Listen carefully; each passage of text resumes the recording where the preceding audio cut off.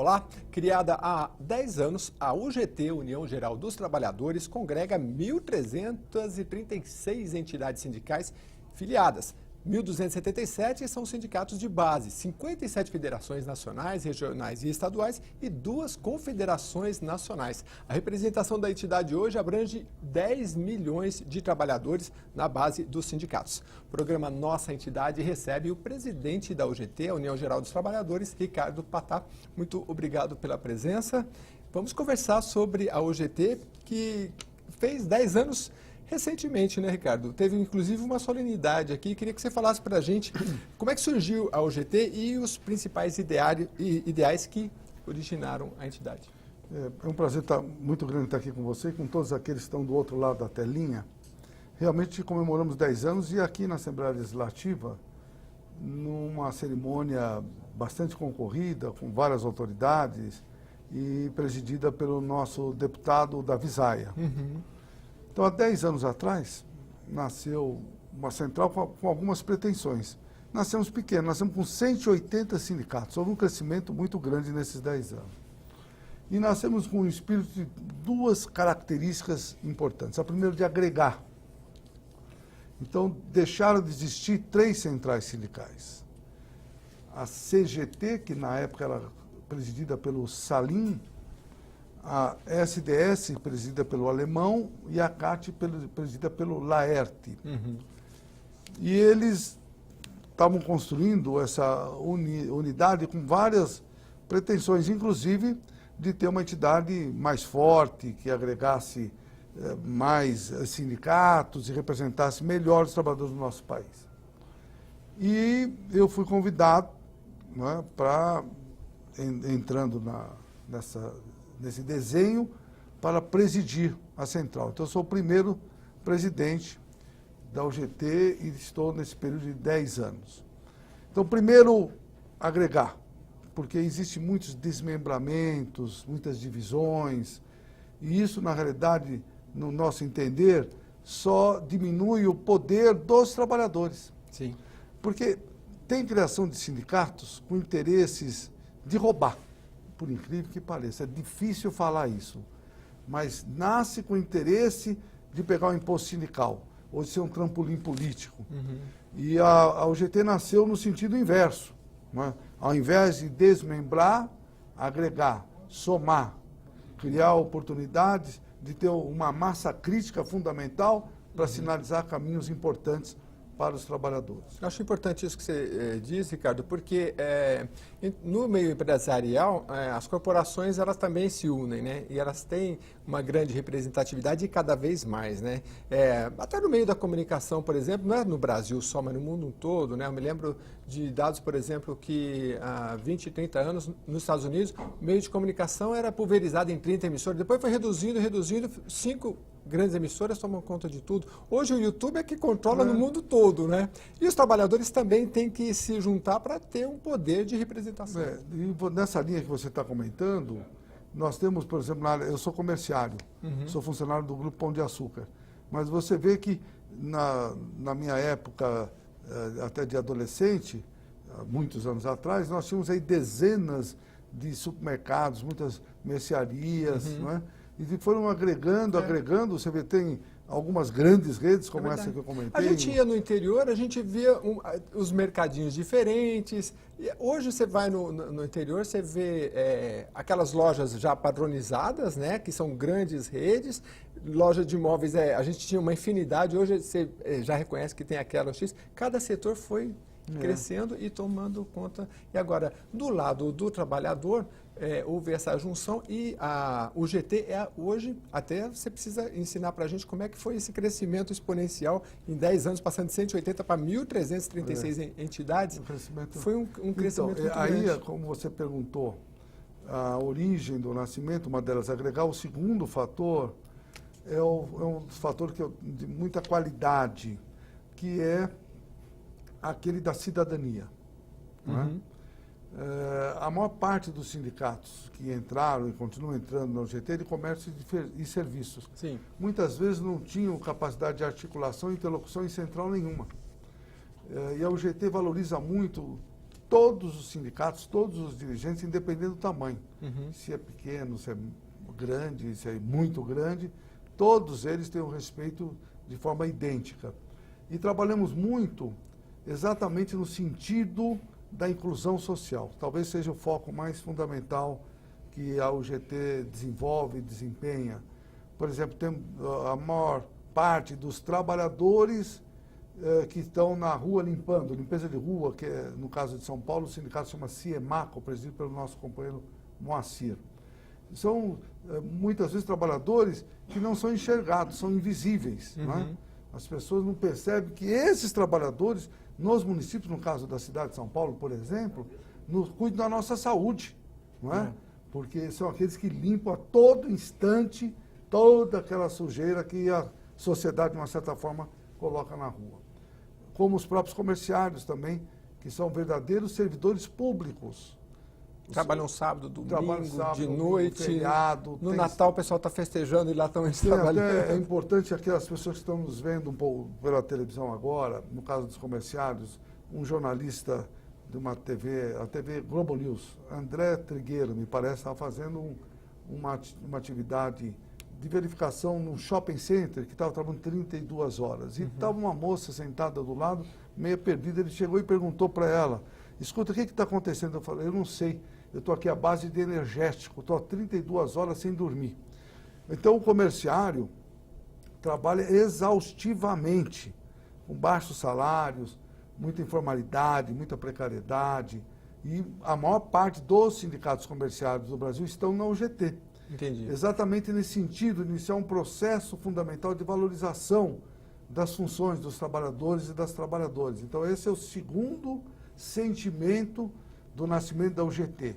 Inclusão social, cidadania, um tratamento idêntico a todos os dirigentes, independente das entidades que dirigem. Ô, Ricardo, se a pessoa está desempregada ou não está formalizada, ela pode se sindicalizar mesmo assim?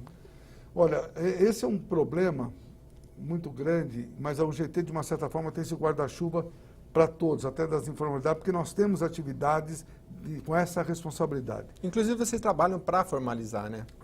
É o trabalho que, principalmente em sindicatos, como eu falei, dos comerciários, dos padeiros, nesse sentido. Mas, pela legislação, pela CLT, muitas das responsabilidades sindicais são exclusivamente com aqueles que estão formalizados, que estão na CLT. Esquecendo milhares e milhares de pessoas que estão à margem. A UGT já pensa muito neles. Entendi. E olha, a UGT, os trabalhadores, agrega trabalhadores dos setores de comércio, comunicação e publicidade, tecnologia, televisão, energia e água, telecomunicações, transportes e por aí vai. Daqui a pouco a gente vai falar mais, mas eu quero mostrar agora a solenidade dos 10 anos.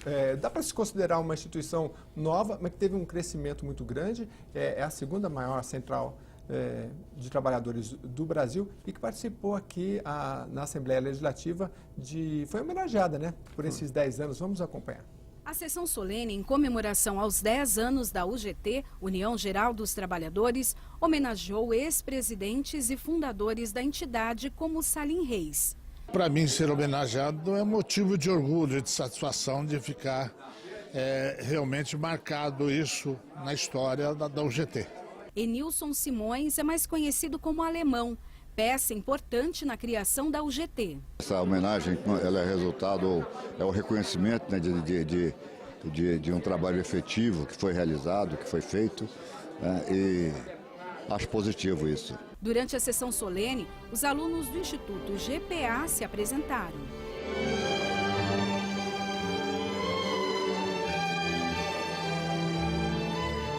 Mas nem tudo é festa. No dia 13 de julho foi sancionada a Lei 13.467 de 2017, a reforma trabalhista. Muitas mudanças foram feitas, algumas atingem diretamente os sindicatos. Estamos sim passando por muitas adversidades, mas a lei foi sancionada, então não podemos chorar em leite derramado. Estamos tentando, na unidade das centrais sindicais, buscar alternativas efetivas de diminuir os impactos nefastos que essa mudança radical sancionada recentemente. Inicialmente, a UGT representava 180 sindicatos. Hoje são mais de 1.300 e 10 milhões de trabalhadores. No momento em que os trabalhadores passam por uma situação dramática, né, onde vê os seus direitos sendo atingidos pela reforma trabalhista e agora a possibilidade de uma reforma previdenciária sem ouvir os trabalhadores, sem ouvir as centrais sindicais, né, acho que é muito importante uma central sindical como a UGT, que está se organizando para defender os interesses dos trabalhadores e para fazer frente a esses desafios que estão sendo colocados, né? O deputado Ramalho da Construção também participou da sessão solene, que foi pedida pelo deputado Davi Zaia, do PPS. Nesse momento que o país está passando de profundas transformações, não só na legislação, né, mas no próprio mundo do trabalho, a realidade do trabalhador está mudando muito, são novas tecnologias que cada dia geram novas formas de organização da sociedade, novas formas de trabalho, profissões vão sendo extintas, vão perdendo importância. Então, é uma época de transformações muito rápidas e é importante, então, que a central, né, tenha muito dinamismo. E é isso que a UGT vem mantendo. A UGT tem exteriorizado em todos os ambientes que atua a sua preocupação com alguns itens da reforma e trabalha hoje junto com o Congresso Nacional, junto com o Poder Executivo, para que possa ser aperfeiçoada a reforma recentemente aprovada, no sentido de preservar o fortalecimento da nossa economia, mas também que não sejam atingidos alguns direitos básicos dos trabalhadores. Muito bonita a homenagem, a sessão solene, parabéns, Ricardo. Agora, é importante, a gente está falando aqui sobre a UGT, a União Geral dos Trabalhadores, com o seu presidente, Ricardo Patá, e eu queria que a gente, meio com uma utilidade pública mesmo, falasse da função do sindicato, porque você falou aqui da importância da sindicalização, das pessoas que estão excluídas, às vezes até está desempregado. O que o sindicato pode ajudar o trabalhador? Quais são as principais funções de um sindicato? Olha, muitos sindicatos filiados ao GT têm uma série de serviços que prestam aos seus representados. Eu vou usar como exemplo dos comerciários de São Paulo, que eu milito lá já há algum tempo, e que nós temos algumas funções que demonstram essa ligação com as demandas dos trabalhadores. O foco também da UGT e dos sindicatos representados nossos na atividade que perseguimos é a educação, é a capacitação, é a formação. A meu ver, o Brasil só vai mudar de patamar definitivamente a partir do momento quando nós tivermos milhões de pessoas conscientes, capacitadas, informadas para compreender o mundo que nós estamos vivendo. Sim. Então, por exemplo, o sindicato tem convênio com mais de 100 universidades. Poxa. Alguns cursos de pós-graduação, como do próprio Mackenzie, que é uma faculdade de excelência. E aí o sindicalizado tem um desconto? O sindicato todo tem um desconto, muitas vezes chega a 50%, 60%. Poxa. Ou seja, é uma das funções que nós fomentamos e desenvolvemos e, ao mesmo tempo, entramos com ações para que o trabalhador tenha acesso a essa formação de qualidade. Uma outra questão é o assistencialismo. Muitas das questões que oferecemos aos nossos associados devia ser até de responsabilidade do Estado, não é? No caso específico, a saúde. Mas nós sabemos as dificuldades, não é? E, por outro lado, muitas das convenções ou acordos coletivos contemplam os seus representados com assistência médica e assim por diante. Mas na cidade de São Paulo, para ter uma ideia, que tem mais de 500 mil comerciários, a maior parte, com certeza absoluta, mais de 350 mil, ou seja, 70%, não tem assistência médica e não tem acesso com facilidade à saúde. Então, nós temos um ambulatório médico de 8 andares, com dezenas de médicos com várias especialidades, dentistas, temos um setor de imagens, mamografia, tem muita mulher no comércio, então nós temos lá mamografia, densitometria, enfim, uma série de serviços. E temos, por incrível que pareça, nós conseguimos, dentro do sindicato, ter um laboratório clínico. E nada mais, nada menos, não querendo fazer propaganda, mas é o Fleury, que é uma das bandeiras mais qualificadas que tem na questão laboratorial. Temos também o lazer, porque é fundamental, principalmente na área do comércio, trabalha, como você sabe, e como muitos percebem isso. Então tem uma colônia muito boa, bonita, confortável, na Praia Grande. E um clube de campo, também muito especial, lá em Cotia, com mais de 200 metros quadrados. Ou seja, uma gama de serviços que são prestados aos nossos associados.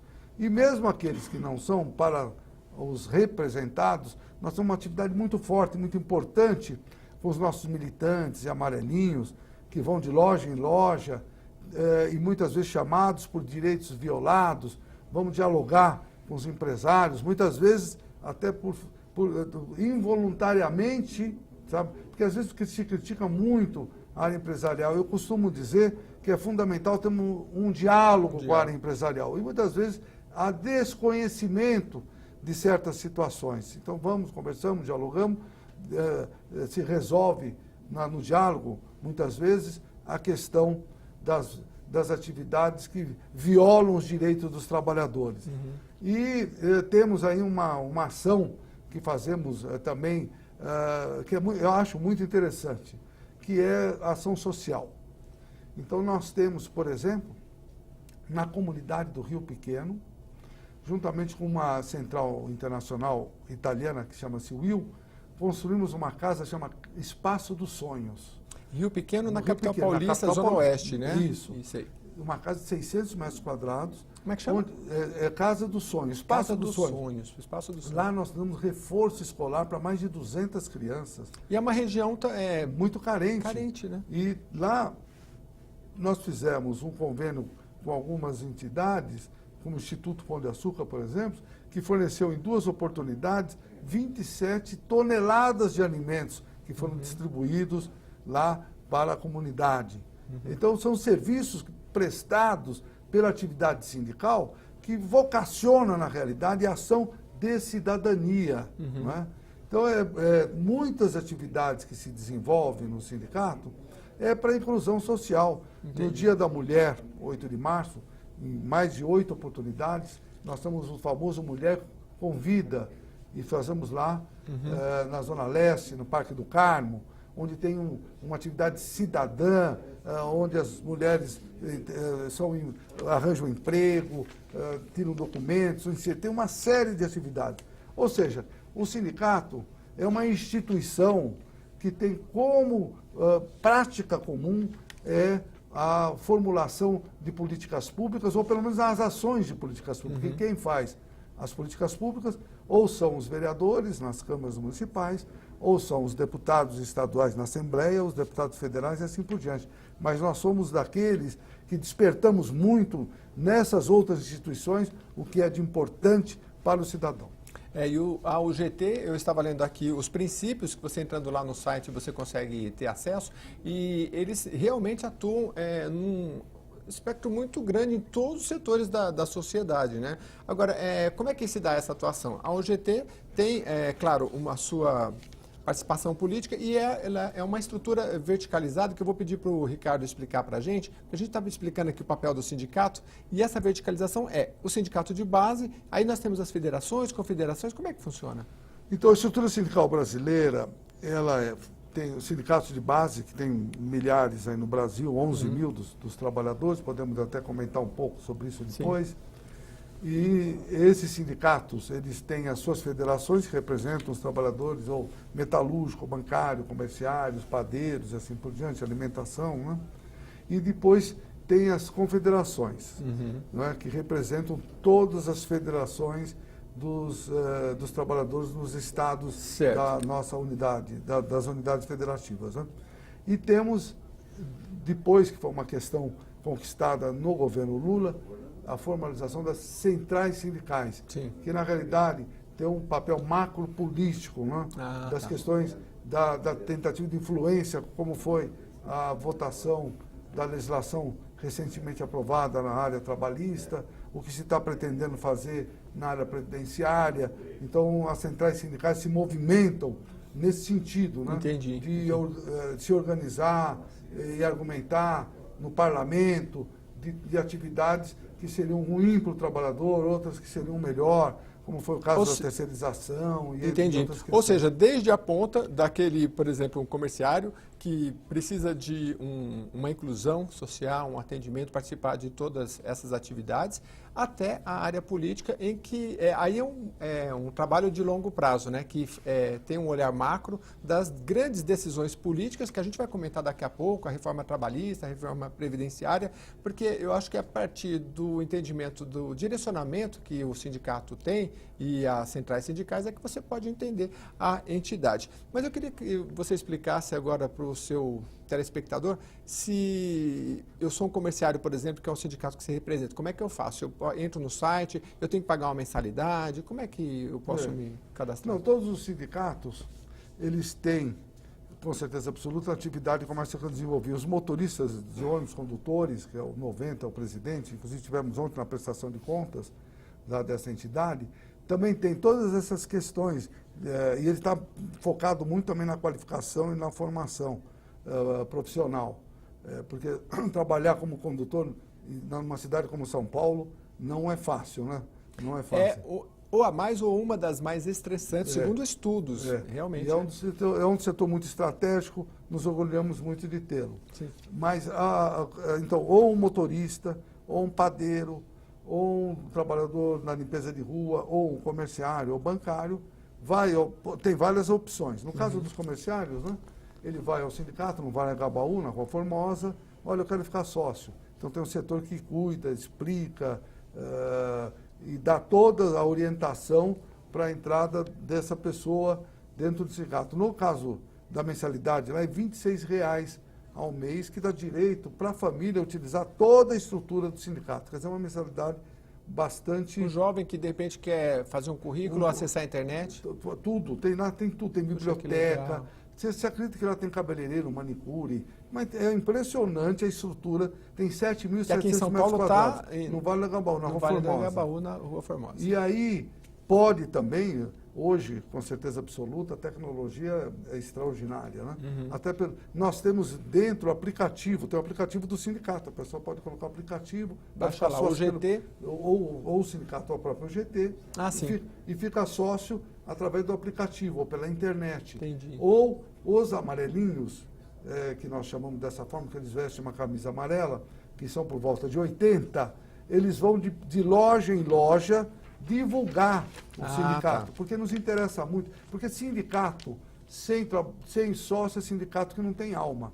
A alma dos sindicatos são os sócios. Então nós temos uma campanha muito grande, fazemos 2.000 associações mensais, temos hoje mais de 52.000 sócios pagantes, né? E muitas vezes são feitos por esses amarelinhos que vão explicar, vão divulgar e já fazem a ficha e já trazem para o sindicato. Agora, um ponto importante, Ricardo, é a questão da reforma trabalhista, que é bom que a gente se explique. Até então, a contribuição obrigatória, né, compulsória, era de um dia de trabalho de cada trabalhador para o sindicato. Então, não importa a sua profissão, você é um engenheiro, você é um jornalista, um dia do seu salário por ano é voltado ao sindicato da sua categoria. Eu queria saber duas coisas. Isso mudou, né? E como é que o sindicato se prepara para esse novo cenário? Bom, essa é talvez uma das questões mais polêmicas, né? Nós precisamos antes analisar um pouco o conceito. Essa questão da compulsoriedade, que já existe desde a época do Getúlio Vargas, né, quando construiu a estrutura do movimento sindical no nosso país. Da mesma linha, nós temos aí o fundo partidário, né, que lá na Câmara dos Deputados estão aprovando 3 bilhões e 600 milhões de reais. Né? Como nós temos entidades como a OAB ou outros conselhos, no caso da OAB, se o advogado não pagar, que por volta de R$ 1.200 ao ano, ele não pode advogar. É compulsório. Da mesma forma, nós temos o Sistema S, que presta um grande serviço. É compulsório. Não é? Então, essa questão do conceito, ele na realidade, é um conceito que, a meu ver, ele é adequado. Ele precisa ser apenas ter auditorias, tem que ser verificado. Sim. É que no caso do movimento sindical, os deputados federais, muitos deles, por questões pessoais, porque eles chegavam nos aeroportos das suas cidades e aí tinham dirigentes sindicais combatendo por conta de votação que tinha sido feita, e eles se sentiram muito intimidados, achando que o dinheiro do imposto sindical é o que patrocinava essa atividade que deixavam eles desconfortáveis. Tanto é que, não sei se você viu, ou as pessoas que estão nos assistindo, se observaram na votação, não é?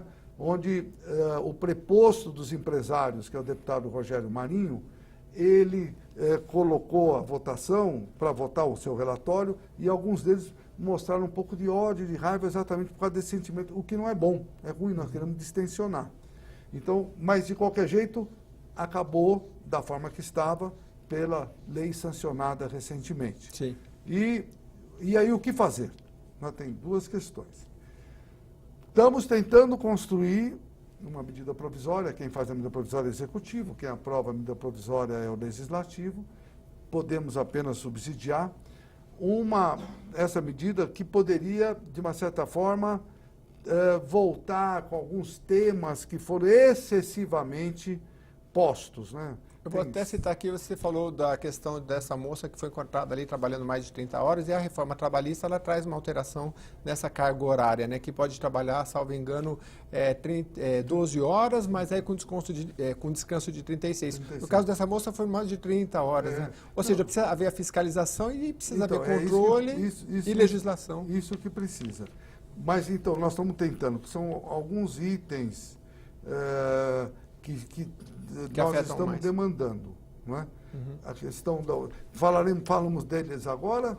A gente vai para um rápido intervalo, a gente volta para falar dessa questão da reforma trabalhista, que toca muito, claro, de perto o sindicato e os sindicalizados, e eu tenho certeza que você está gostando desse bate-papo. A gente vai falar também daqui a pouco sobre inovação, que é um dos pilares desse sindicato e que se prepara aí, principalmente para atender a juventude, e num país com cerca de 14 milhões de desempregados. Acho que é um tema que vale a pena você acompanhar. A gente volta já já.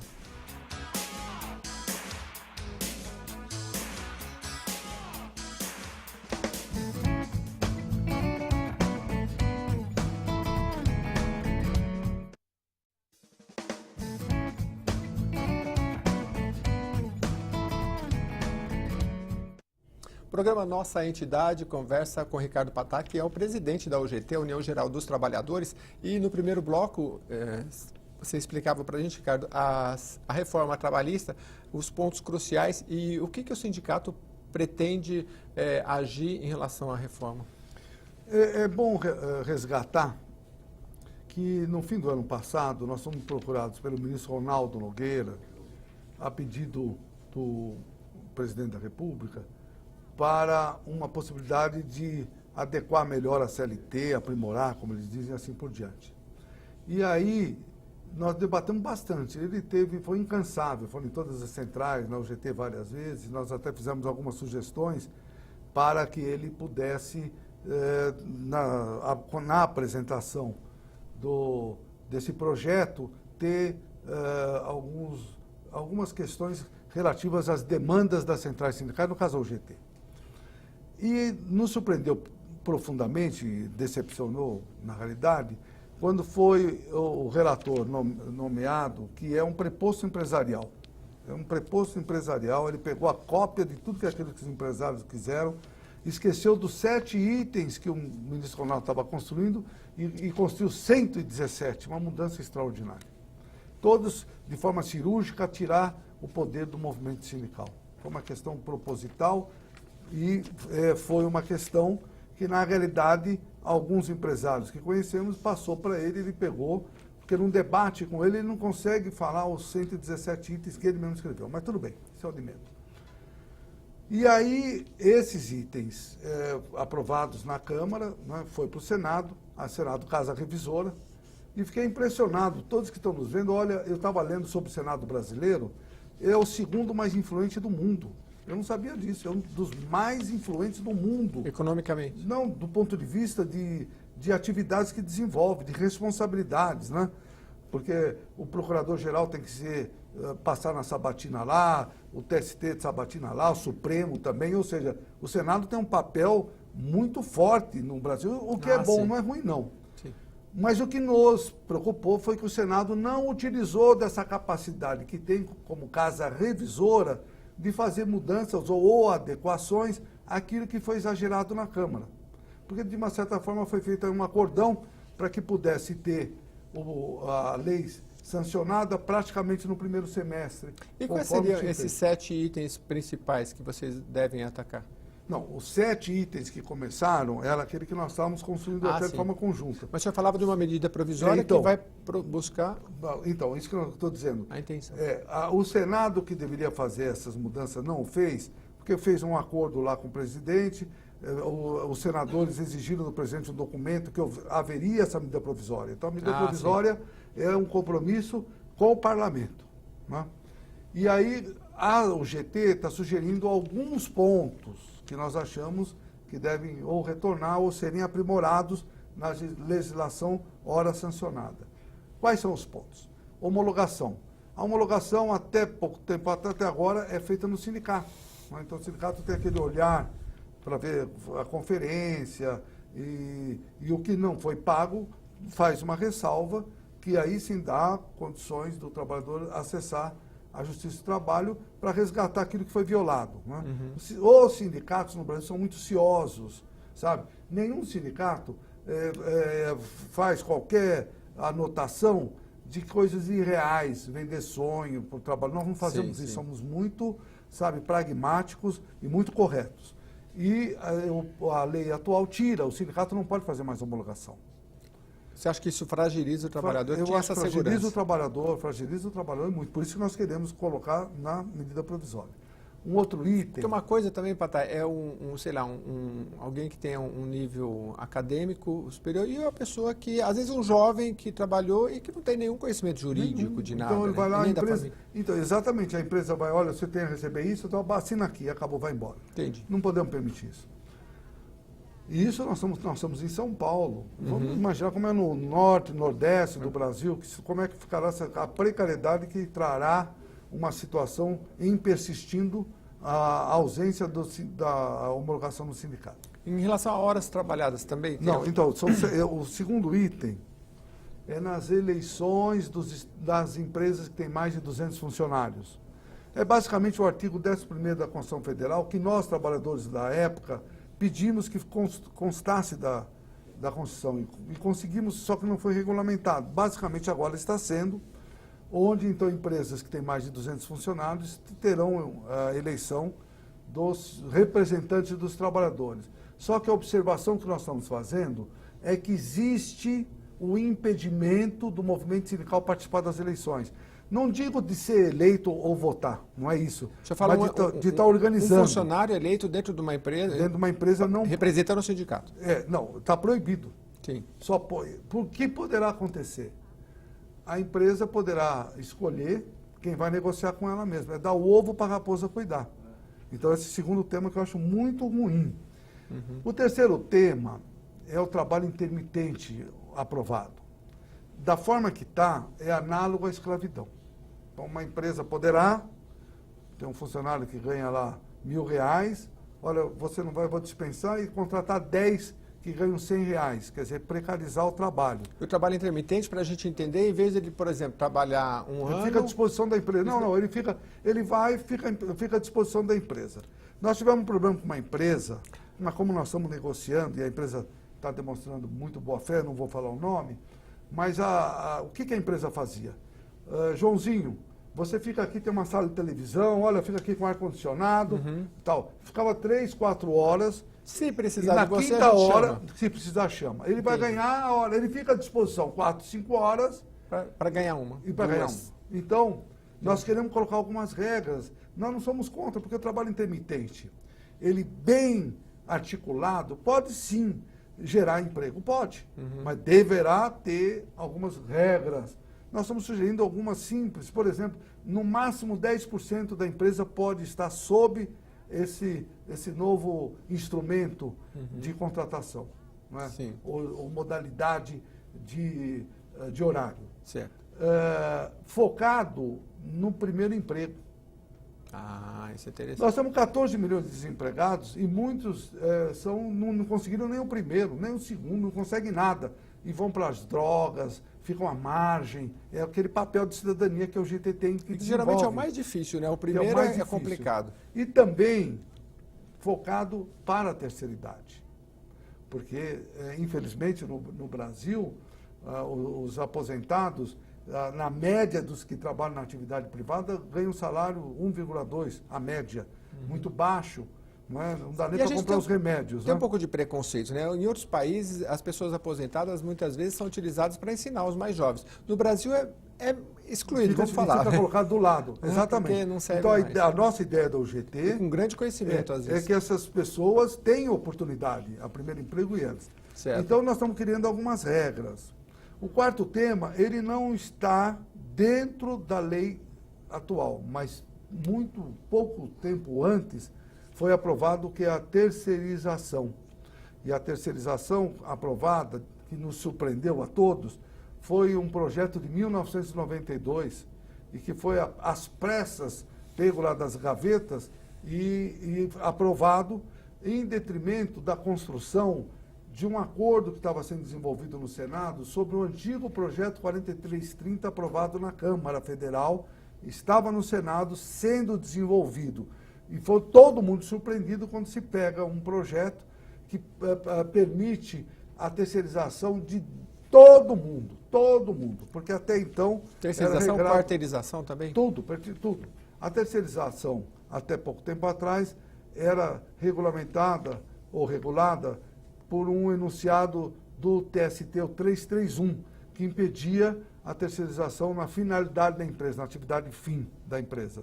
Agora, com essa aprovação, todos podem. Então, nós queremos também trazer nessa medida provisória. Um outro tema é a questão do artigo 59A da lei atual, que permite a negociação individual no negociado sobre o legislado. O conceito principal dessa lei é sobre o coletivo, e até concordamos. E o principal articulador dessas negociações é o movimento sindical. O que resolveram? Valorizar o individual, negociar sobre o legislado, e desvalorizar o coletivo. O coletivo e o sindicato. sindicato. Então, é um artigo que nós queremos também conversar. Mas, por exemplo, neste caso, a empresa pode propor uma negociação para um funcionário e o outro do mesmo nível propor outra? Pode. Ele pode chamar, Joãozinho, vem aqui. É lógico que tem algumas especificações e algumas regras, Sim. mas de qualquer jeito abre uma oportunidade muito grande para as negociações individuais prevalecerem em relação ao coletivo, o que não é bom, porque nós temos que buscar alternativas do ponto de vista coletivo. E tem um polêmico, que nós estamos acabando de comentar, esse demanda uns minutinhos para aquelas pessoas que estão nos vendo compreender, que é o custeio do movimento sindical. Eu já falei um pouco no primeiro bloco. Nós estamos tentando recuperar. E aí saiu matérias nos jornais que as centrais sindicais querem, na realidade, trazer um imposto mais alto até do que o imposto sindical que está acabando. Na realidade, o imposto sindical não acaba pela lei, porque ele torna voluntário. Só que tornando voluntário, nós sabemos que pouquíssimas pessoas vão pagar. Se aqui no programa nós pudéssemos fazer uma pesquisa, olha, todos que estão nos olhando, se o imposto de renda for opcional, você paga? Basta ver. Se por isso que o nome é imposto. O IPVA for, você paga? Se o IPTU for, você paga o IPTU e assim por diante. Muito bem. Nós temos, na realidade, no mundo sindical, várias cobranças, Desde a mensalidade, como falei, que o comercial de São Paulo cobra R$26 para ter todo aquele leque, menu de serviços, Tem assistencial por conta da negociação coletiva, na data base, normalmente é 6%, 7% do salário daquele mês, se diluir no ano dá 0,5% ao mês. Uhum. Tem o imposto sindical até agora, que seria um dia do trabalhador. Eu queria fazer um parênteses para explicar para todos que estão nos vendo o imposto sindical, como ele é distribuído, é importante que todos saibam. É um dia do trabalho, recolhido no mês de março, 60% vai para o sindicato. Ah, sim. 15% vai para a federação, 5% para a confederação, que é a estrutura confederativa, sindicato, federação, confederação, 10% para as centrais sindicais e 10% para o governo. O governo arrecada muito com isso, quero ver como é que eles vão fazer sem esses valores, que são mais de 500 milhões de reais. Bom, a nossa proposta, então confederativo, que normalmente é 1% ao mês. A nossa proposta da UGT é que tenha apenas uma cobrança, que seria a taxa negocial, que seria cobrada na oportunidade que os trabalhadores em assembleia estão decidindo se vão parcelar as férias em 3 vezes. Porque os deputados falavam na hora, o trabalhador sabe se é bom para ele ou não dividir as férias em 3. Ele sabe se é bom ter infrajornada de 1h30 passar para meia hora. Ele sabe. Então, se ele sabe tudo isso, ele não vai saber também se vai contribuir ou não com o sindicato. Quem tem que decidir é o trabalhador. O Estado não pode interferir no movimento sindical. Não pode, não deve.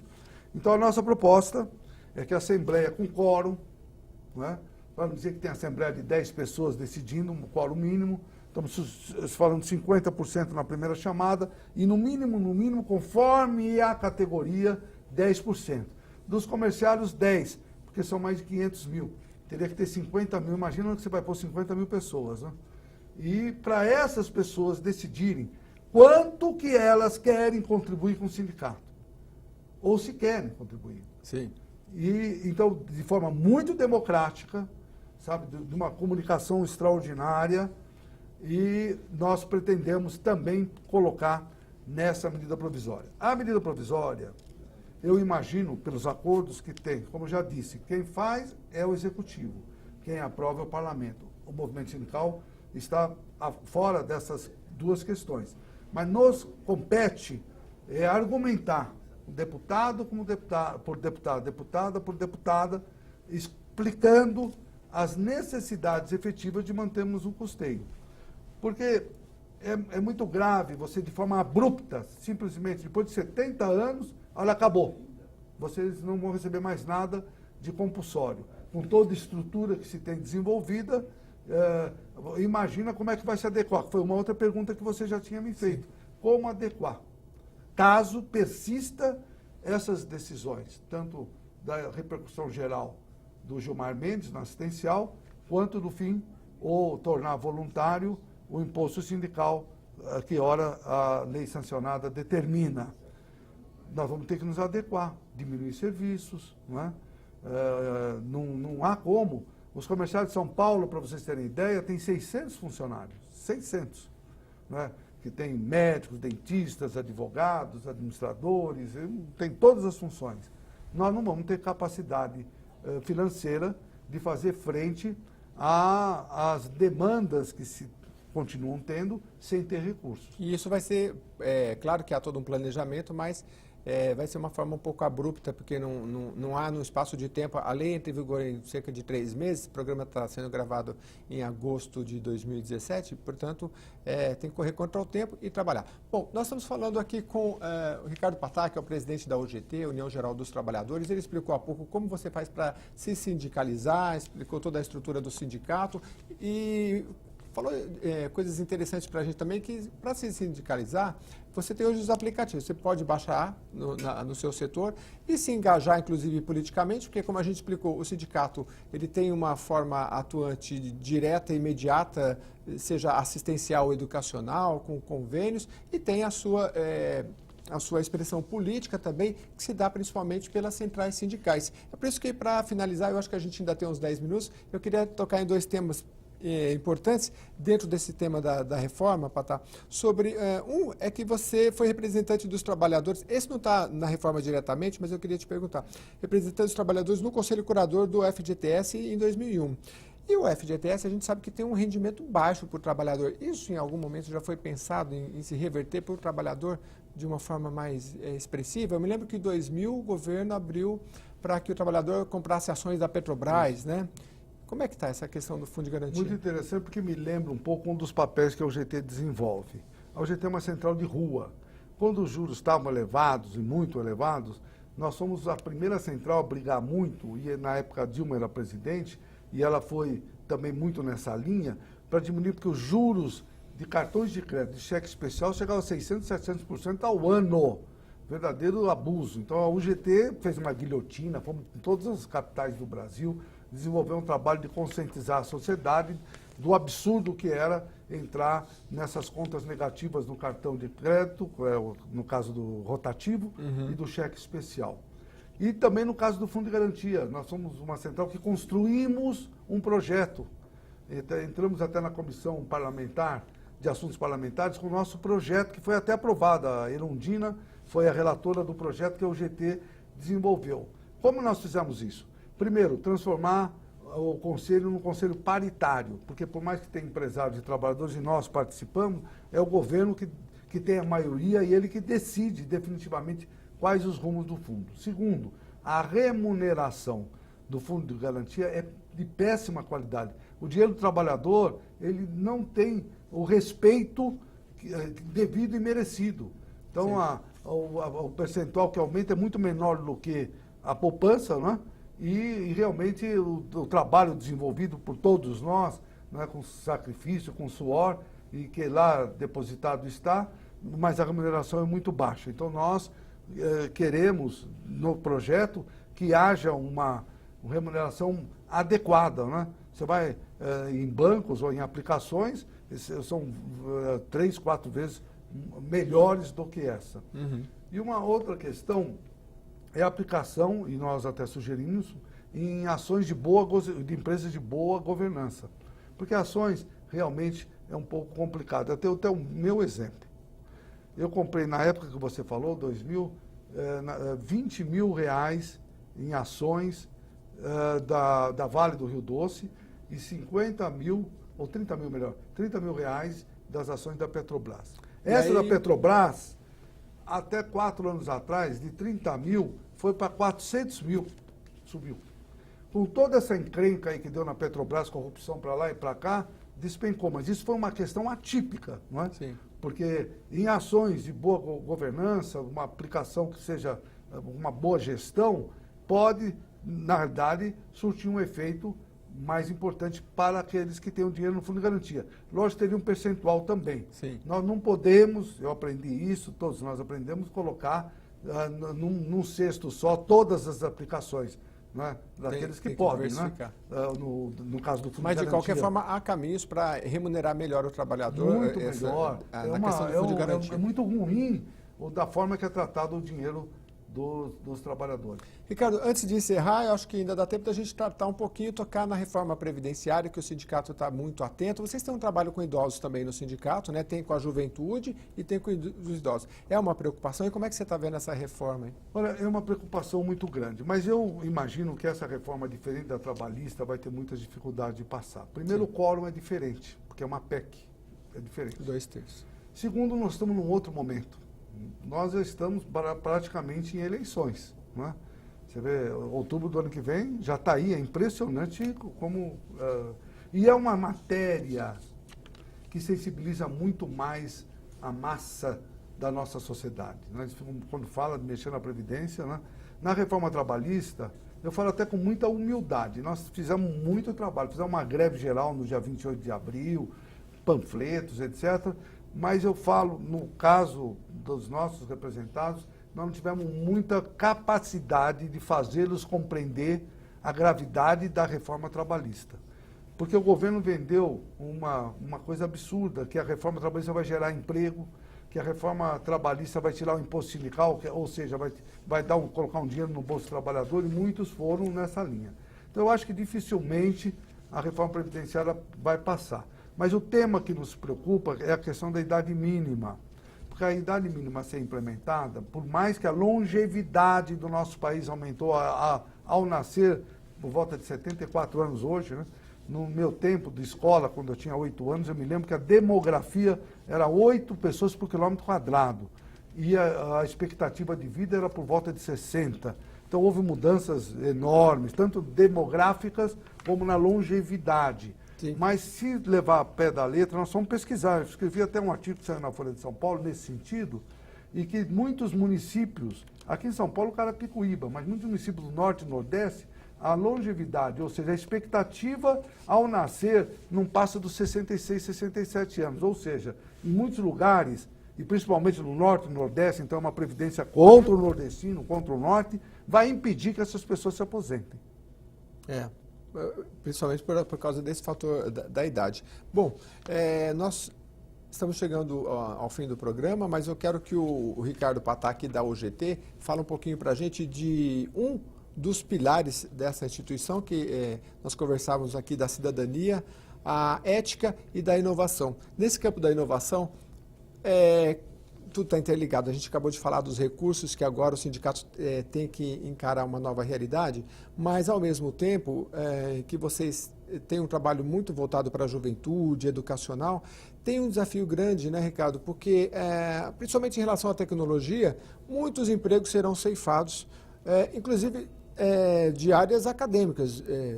A inteligência artificial vai alterar muita coisa e muito rapidamente. Na área do direito, da medicina, nós conversávamos há pouco, por exemplo, que uma das áreas que vai ser mais atingida é a do telemarketing, por exemplo, que emprega milhões de pessoas, né? Como é que se prepara para esse cenário que vem por aí, que tem que ter uma estratégia, né? É verdade, nós estamos muito preocupados, eu já participei em vários seminários no Emprego do Futuro, inclusive na OIT, tivemos falando muito sobre inteligência artificial, a IBM tem lá um tal de Watson, que ele responde a tudo, quem tem esse software, eles podem até do ponto de vista jurídico, tem toda a jurisprudência, de repente você não precisa nem mais de advogado, você faz uma pergunta, ele responde de tudo. Ele fala qual a melhor jurisprudência. Nossa, ele faz uma sentença, é impressionante, o mundo realmente está num desenvolvimento extraordinário. Para o médico, só para ele cortar rapidinho, você citou o campo jurídico. Na medicina, o médico vai lá, faz o diagnóstico. Tá, então é esse o problema, então você vai tomar esse remédio. Manda para o Watson, ele fala, tá bom, mas só que na região que você está, tem um surto de tal doença, ele pode estar sendo acometido disso, que o médico nem sabia. Então, e ele dá o diagnóstico às vezes mais preciso que eu. E por um lado, até muito interessante, nós temos que nos adaptar. Até costumo dizer, o meu pai fez 90 anos. O meu pai é do interior de São Paulo, de Bebedouro, na época ele andava até de carroça. Olha as mudanças que passaram. E nos últimos 10 anos, com certeza, dos 90 dele, as mudanças foram extraordinárias. Há pouco tempo não tinha internet, não tinha DVD, o telefone era para você falar e ligar. Hoje o telefone é para você pôr o aplicativo, colocar o Waze. Mas tem tantas questões e até liga. Você pode até falar. E vocês estão antenados em relação a essas novas tecnologias para dar algum direcionamento para os jovens, assim? Não, então, setores. Então, você comentou então da inovação que a UGT, desde que nasceu, nós criamos e mais recentemente um Instituto de Altos Estudos. E esse instituto é linkado com as universidades, em especial com a Universidade de Brasília. Então, muitos desses temas é fundamental que o mundo acadêmico, né, o mundo da pesquisa, porque nós somos dirigentes, nós somos políticos. Como chamou o Instituto de Altos Estudos. Instituto de Altos Estudos. Bom, eu tenho só 20 segundos para encerrar. Eu acho que você está interessado. A gente vai continuar essa conversa numa próxima, Ricardo.